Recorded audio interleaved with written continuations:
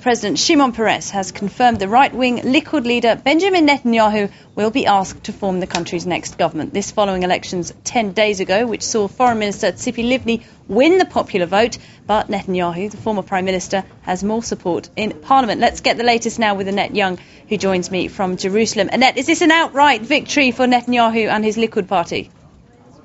Well, it's certainly not a surprise, because it was always clear from the outset, the moment those election results were announced, that Mr Netanyahu, courtesy of support from far right-wing parties and religious parties, that he would be in a much stronger position to form a government than his Kadima counterpart, Tzipi Livni. But it's still a lot of hard work yet to come, because under Israeli law, he has up to 6 weeks to form a coalition government.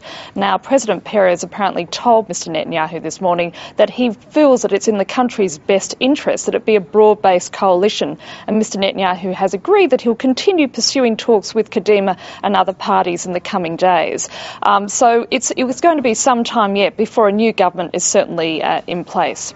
Well, he may have said he will compromise, but the head of Kadima, Tzipi Livni, has said she doesn't want anything to do with this new government.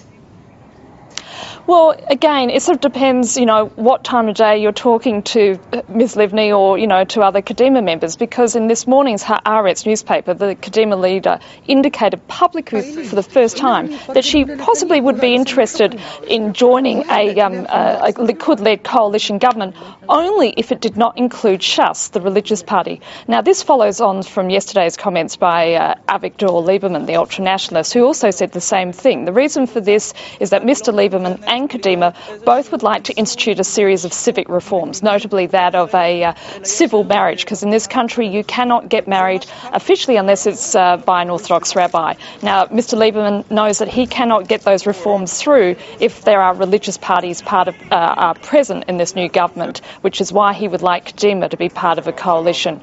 Now, the other problem, however, is that Mr Netanyahu has already offered support to Shas and has made it clear that he would like Shas, the religious party, to be part of the coalition. So as you can see, there are still many talks, many negotiations to continue before we see a new government being formed. Plenty of wrangling yet to come. Well, thank you, Annette Young in Jerusalem.